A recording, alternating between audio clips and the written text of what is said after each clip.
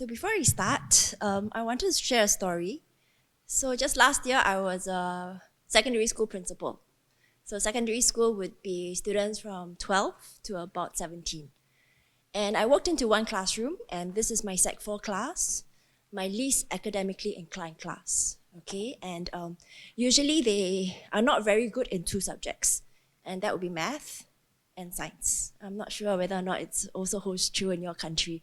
So it was a science lesson that I went into, and to my amazement, all of them were doing math problems on their own. And they were doing math problems for a solid 10-15 minutes. So what was the magic? The magic was technology. Because the kids were doing they were doing like a gamification. The software is called Booklet, if you're familiar with it. And they were playing games online, so they had to answer questions. And then once they answered the questions correctly, they would be able to gain gold, or they can steal gold from their friends. So it became a very competitive game. And as a result, the kids were all completely engaged in solving math problems, which I will not see if they were doing math problems by paper and pencil. So I think that story, it was a very heartfelt story for me, shows really the potential of technology. And that is why today, right, my sharing is about transforming education through technology in Singapore. This is the outline of my presentation.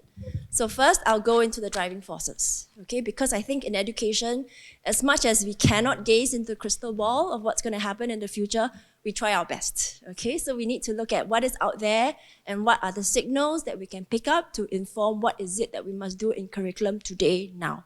And the first thing is, I think, to no surprise for everyone, how technology is advancing. I think we talked about AI, right? And then the question is, how do we sharpen the uniquely human skills that cannot be replaced by technology? But with AI, actually, I think there is a saying, you might not be replaced by AI, but you might be replaced by someone who uses AI. So the question is, how are our students going to have the digital literacies and technological skills to capitalize on the affordance of these emerging technology? And of course, technology is two-sided, right? There is the benefit to it, but there are certain risks, right, that we need to be aware of. And therefore, the question is, how do we guard against the negative impact of technology? The second one, oh dear, it's not very clear, you can't see it, but really it's about how we can root our citizens in Singapore. Okay, because Singapore is a very small country, right? We only are a couple of million people, right? Much, much smaller than many of your countries. And human are our only human resource, natural resource.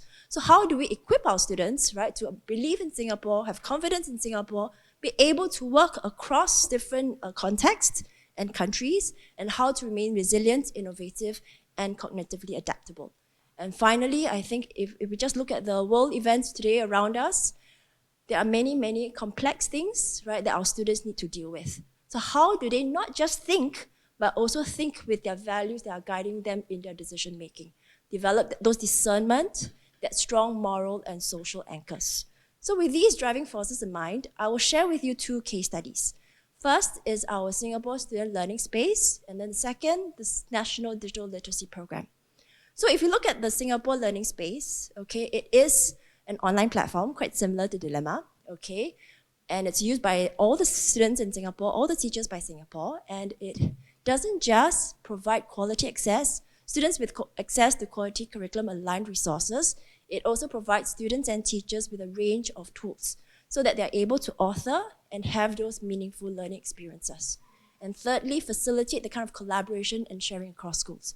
Because what we know in education is sometimes if you have a not so good teacher, you might just dislike the subject, right? And if you have a very good teacher, you might just love the subject just because of that teacher. And therefore, the teacher factor becomes so important. And therefore, we know that we need to build the capacities of our teachers. But sometimes, right, it takes a lot of time and effort to do that. So the question is, can we replicate the best of the teachers through technology, right? So that no matter who you are, no matter where you are, you have access to the best teaching resources that the country can afford you. And that was the thinking, right, behind the Singapore Student Learning Space. So it started in 2013 when we first kind of conceptualized it. But it really first kicked in, the version 1 was in 2018, quite similar to Dilemma. And then this year, right, we are looking at coming out with a version 2, and the whole SLS is designed through agile development, which means that we look at the students' feedback, we look at the teacher feedback, and then we design accordingly. Okay, it's not something that we kind of go in with the next 5 years, these are the features that we have in mind, we do have that, but we also have some space to make sure that we design it in an agile manner. So one of the challenges that we foresee is, as a national online learning platform, we have different students and teachers that we need to cater to. And how do we make sure that it is used in a sustainable manner? Okay, and I think in every platform, content is king, right? People go in because of the quality resources that you have. So for us, we have the MOE library, and these are resources that are developed by our curriculum colleagues. So those are developed by MOE, which are very, very high quality, and these are the resources that all students have access to, no matter your class, no matter your school, no matter your teacher. So I think to date, we have about 13,000 lessons, right, that everybody can have access to. But besides these, right, we also have a community gallery, which are for teachers by teachers. So teachers with very good resources are encouraged to upload them into community gallery so that other teachers can kind of look at them, decide whether or not they want to adapt these resources or they want to adopt those resources. So in a way, we kind of encourage and widen our sources of content creation. And very importantly, right, technology keeps changing. We don't want to be, I think, held by the kind of tools that we have within SLS, but therefore we look out, right? We integrate, we whitelist different applications so that through SLS, they can have a very seamless experience. The second challenge that we have is, it's not just about the platform. It is how you are going to use the platform. It is not just how you're going to use the platform today, it is how you're going to use the platform next year, next month, because the platform keeps evolving because of the agile methodology that we adopt. So what we have is, we have come out with a network learning community. It's called the Singapore Learning Designer Circle. It is hosted on Facebook, and we have about, if I'm not wrong, 20,000 educators all in SGLDC. So within SGLDC, they will share things that they have done. They would also ask for help, right? Like, I faced this problem when I was designing my lesson, who can help me? So it's really one way of crowdsourcing good ideas, as well as helping educators help one another. So what we also do is we, for example, do spotlight sessions, right? So through Facebook functionalities, we are able to do live sessions, and then we can encourage teachers to use the various applications and features that we have. And of course, right, we also make sure that we are equipping, right, the users to use SLS well. So we do have an info site to make sure that the user guides are put in there, and then people are given step-by-step instructions on how they use these features. So SLS since 2018, so this is our end of V1, so it's about 4 or 5 years since its inception. And we're very happy that actually at the start, about September 2018, the use of it was about 26%, right, between students and teachers. But now, even after COVID, the usage hasn't dropped. So for the students, it's about 86% of them use it very regularly, and for teachers, it's about 71%, which we're very, very encouraged by, because this is a system that is used by 500,000 people. I know, a little bit small compared to your systems. Okay, so we also have system availability. Always make sure that it's available. I think that's very important, because when technology fails, I think that is the first thing that will just deter a teacher from using it again. So we also target many, many different types of people. So for example, students who are overseas Singaporeans, they are able to also access SLS so that they can keep abreast with the national curriculum, so that when they come back to Singapore, then they can plug into the system very quickly, and then their learning continues. Okay, and finally, I think it's a very important point, our scope has expanded. It is no longer just a repository of curriculum-aligned resources, but we have functionalities to support teacher authoring. So things like gamification, differentiation, assessment, all of those are inbuilt within SLS. We encourage teachers to share, and then we're able to support full home-based learning, which is when the entire school, right, doesn't come to school, but then they will do online learning. Okay, so access to integrated apps and whitelisted websites. So we're able to centrally administer surveys and tests through the SLS, also do school-based assessment through SLS, and also allow the teachers to do their own professional development through SLS. So I mentioned this is the end of V1. We are looking at V2. Okay, so these are the goals of V2 to enable us to learn deeper, teach better, and also build leaner. And these are the specific things that we're going to do. We are going to harness AI a little bit more. We are going to leverage data analytics a little bit more. And we are going to continue to adopt an open and modular architecture. So in the case of AI, we do have 3 use cases that we will be deploying within SLS. These are adaptive learning system, learning feedback systems, and learning companion. So for adaptive learning system, so it uses machine learning, okay, and based on how students respond to the learning resources, the machine learning is able to customize the learning recommendations for you, which means that every student gets personalized learning through technology. So this was launched this year, right, June, for the Primary 5 Math, and we are introducing more content, more levels, and more subjects eventually. The next AI use case that we have is the Learning Feedback Assistant, and this case is for English. So what happens is the AI will be able to give feedback on students' writing, right? So for example, your punctuation, your spelling, your grammar, and it actually alleviates teachers a little bit because the system will be able to generate the first cut feedback. So the teacher is able to look at it, decide, okay, am I able to push it to students, or do I want to add on a little bit to kind of further personalize the feedback a little bit more. So this is something that we are going to roll out end of the year also in SLS. So that was the first case study. I hope I didn't go through too quickly. But the second case study is the National Digital Literacy Program, because it's not just about the platform, it's also about the device, right? Because we need the device to make sure we can access the content. But it's not just the device as well, it's also the ability, right? The literacies to be able to access those content. And those are some of the objectives behind the National Digital Literacy Program. So this was launched March 2020, okay, and it aims to equip students with the digital skills that they need to be future ready. And we kind of simplify it to be find, think, apply, create. So how are you able to use technology to find things? So how you do your Google search, your various search functions, how you're able to think better because of the affordances of technology, how you're going to apply your skills, for example, analyzing things that you are going to use, right? And then finally create the digital artifacts that you might be able to create because of technology now. So these are some of the focuses. For the primary schools, we are very, very cautious that we are not going to provide the devices one-to-one to the students because we are not confident that they are able to use it in a constructive manner plus in a supervised manner, right? So we also place greater emphasis on cyber wellness, okay, as part of our CCE curriculum.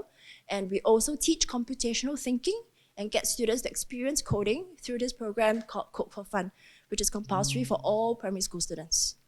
At the secondary and pre-U level, we have rolled out the personal learning devices in end 2021, which means that all students have access to one personal learning device. Okay, and schools are also offering O-levels and A-levels computing subjects, and through subjects like math, as well as lower sec science, they're able to learn more about computational thinking and also to develop a better understanding of emerging technologies such as AI. So on the end, on the PLD in particular, so what we hope to do is, yes, we want to provide the devices to the students, but that's a mean, right? What is the end? We want to be able to enhance the teaching and learning. We want to support the self-directed and collaborative learning, and we want to support the development of the digital literacies. So as a secondary school principal, I was very worried. When the kids bring the device, yes, they might not need to carry their heavy school bags, but if they bring the devices and only one teacher uses the devices, I think the device becomes a white elephant.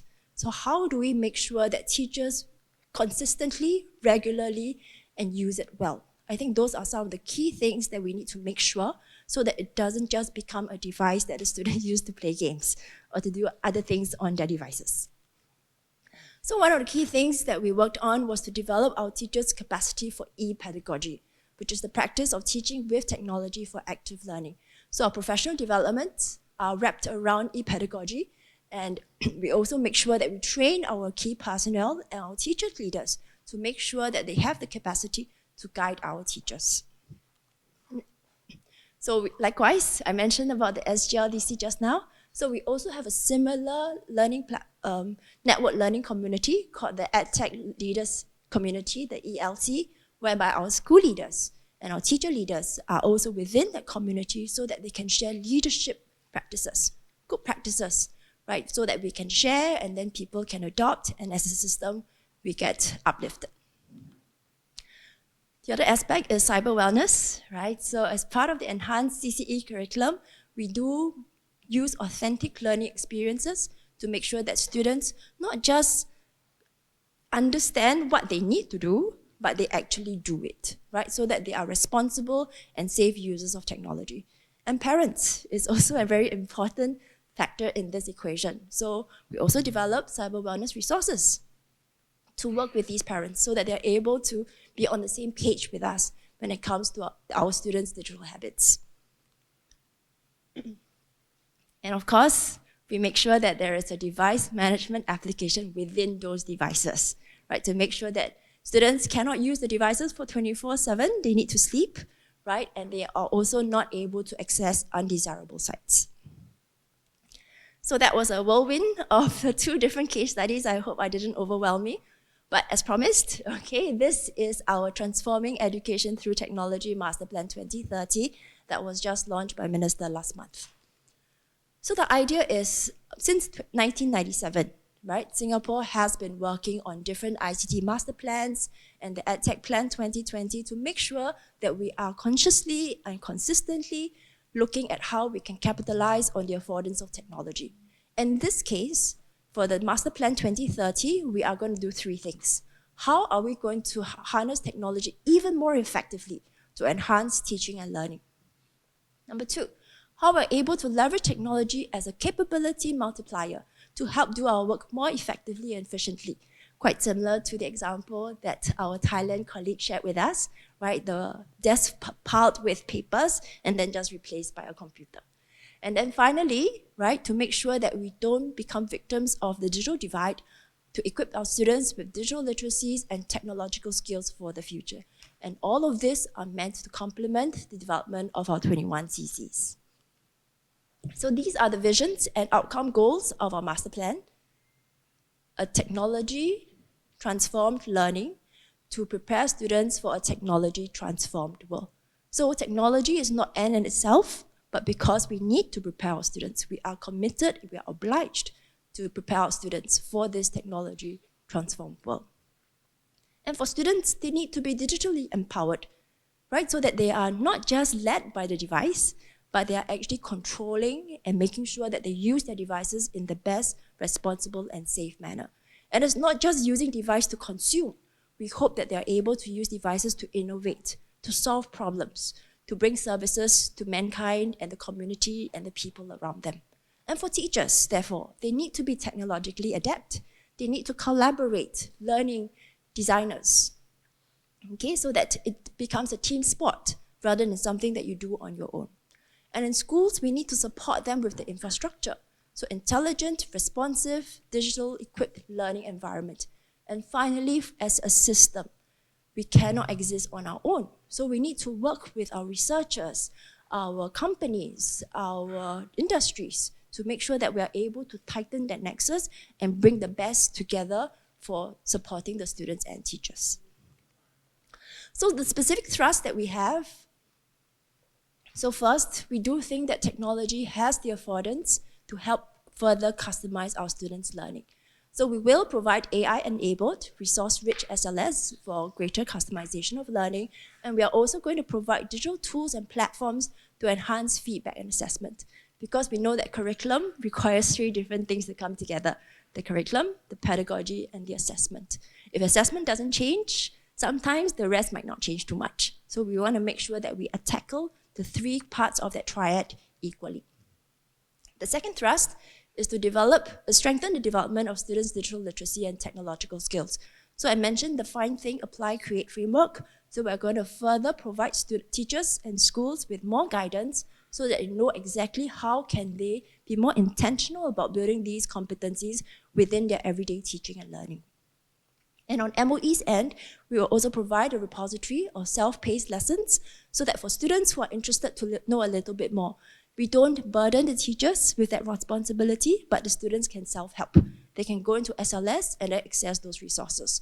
And finally, strengthen cyber wellness. The third thrust is about empowering the development of Students 21CC, because in a way, AI has brought to attention the importance of uniquely human skills. And to us, we think that that means our 21st century competencies. So then how do we harness technology to enhance our 21st century competencies? And how do we capitalize on the subjects that we teach, right, as a vehicle for 21CC development?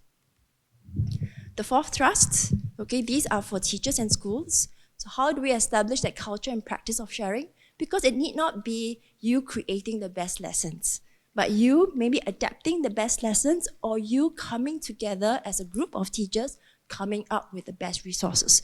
I think there are many benefits to it. Number one, it definitely saves some workload. And number two, we're able to pull the best together. So likewise, harness the use of e-pedagogy in our various subjects. And for the final thrust, it's about enhancing professional development of our teachers, because the teachers themselves need to be equipped if we are going to see that kind of teaching and learning experiences in our classrooms. So e-pedagogy, how we're going to use various tools, how we're going to train both in-service and pre-service teachers, how we're providing resources on data literacy as well as cyber wellness. And in Singapore, we do have 2 centers of teaching and learning excellence, so we intend to partner them a little bit more intentionally to study and share effective and innovative use of EdTech. And finally, the 3 enablers, learning, analytics, and data. Because I think this is actually not that far removed from teachers, because when you do formative assessment, effectively you are using the data. But hopefully with technology, is able to perhaps represent the data a little bit better for you, or able to track the data a little bit better for you, so that you're able to make those informed decisions. So what we'll do is to enhance schools' ability to use that data for effective decision making.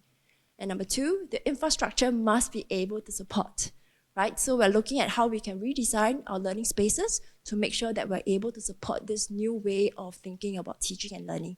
And finally, the ecosystem that I talked about. So how do we establish the network of partnerships and to facilitate crowdsourcing of resources, so that it is not just MOE deciding, but we are able to tease out good practices from the ground, pull good practices together, so that we're able to inform policy and also scale those good practices. So with that, thank you so much.